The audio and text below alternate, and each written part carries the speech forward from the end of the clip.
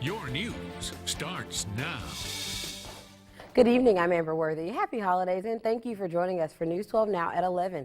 Santa has made his way through some of the Tennessee Valley, but we'll have a look at some of those sightings. But first, we'll get to some developing stories. The first is out of Grundy County.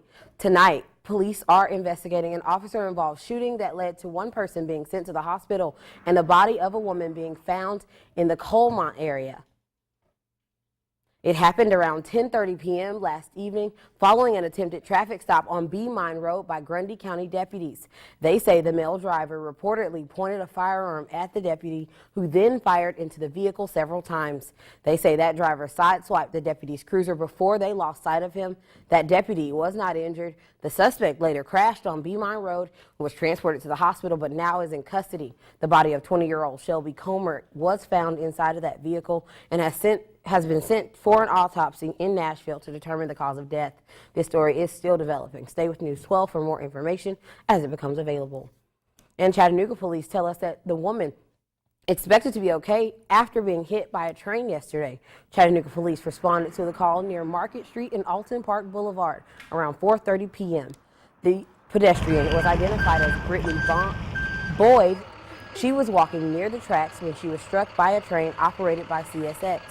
Boyd was transported with non-life-threatening injuries to a local hospital.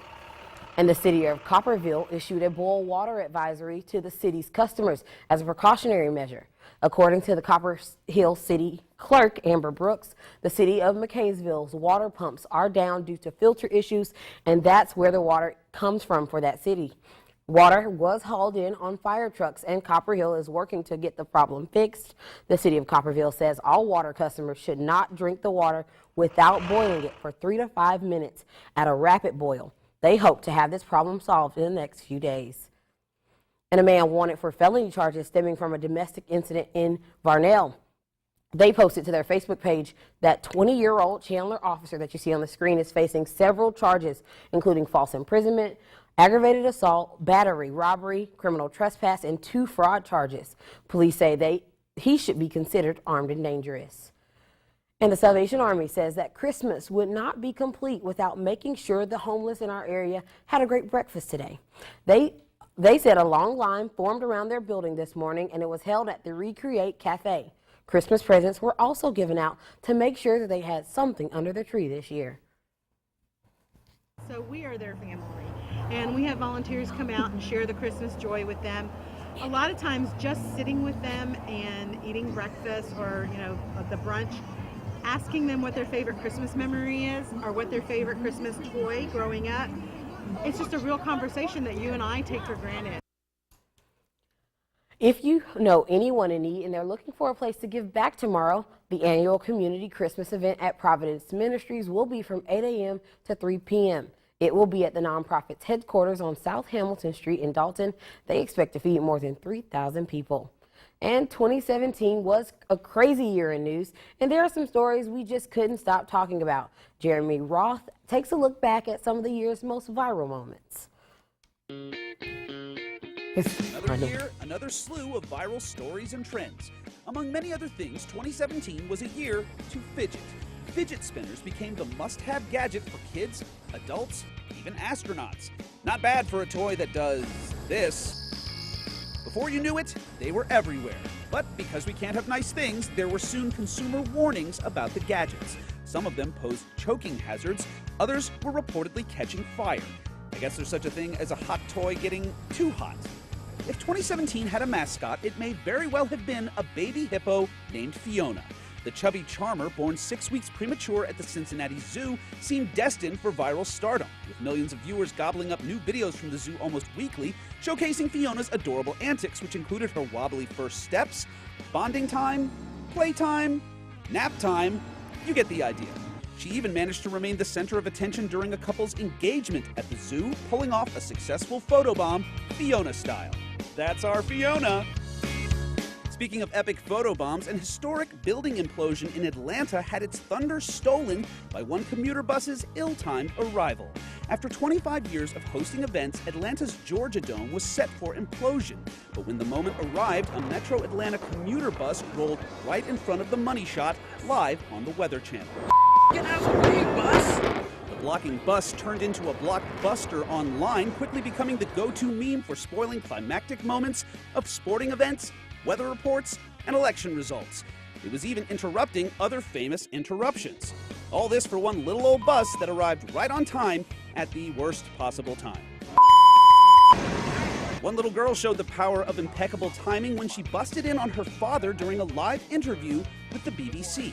Professor Robert Kelly was conducting a web interview on the impeachment of then South Korean President Park Geun-hye when his 4-year-old daughter Marion came gleefully dancing in with her little brother in tow. Kelly tried his best to continue, but the damage was done. His kids and wife trying to save the day had stolen the show. Inevitably, the interview and the family went viral, and soon Marion was the one being interviewed. And finally, amidst the chaos of 2017, there was one event that seemed to stop everything, if only for a moment. The solar eclipse. For a couple of weeks in August, the looming celestial event basically eclipsed all other news. It had been 99 years since a total eclipse made its way across the U.S. unobstructed, so folks of all walks of life made plans, some traveling great distances, to take in the moment. Some took the proper precautions, others not so much. Once it was over, we were left with some truly staggering images of the power of nature, including quite possibly the greatest photo ever captured on... Oh, come on, bus! Get out of the way! In Atlanta, I'm Jeremy Roth reporting. And next week, 1 week from today, we'll be doing a look back at some of the stories that made headlines in 2017. And Christina will have a preview of your Christmas morning forecast. But after this story about a cool new service that the Bradford Health Services are providing is a free ride home during the holiday season to make it safer for anyone that's hitting the road. Restaurant staff and patrons at bars can call for a free ride home for anyone that they feel is impaired to drive.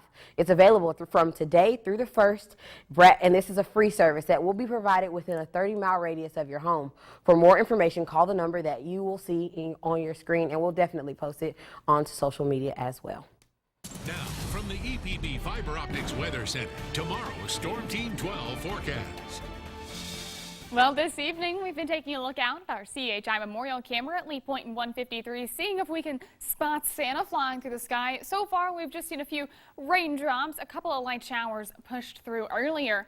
That's the last of the moisture from this system. That's going to exit overnight tonight. And as we wake up on Christmas morning, skies are going to be mainly clear and quite chilly, down in the upper 20s early on. Lots of sunshine, though, through the day. Afternoon temperatures still below average. We're only going to make it up into the upper 30s late in the day, and then a few clouds roll in for the late evening and into the over 9 hours. And coming up, we'll have a look at President Trump's message to the troops overseas and also some advice from our Hamilton County Sheriff's Office if you hear a little bit of rumbling on your roof. But first, we'll have a full look at your Christmas morning forecast after the break. I'm Nora O'Donnell. Monday, a Christmas conversation with New York's Cardinal Timothy Dolan in Studio 57. Plus, a look at some of our favorite stories from this year. That's Monday here.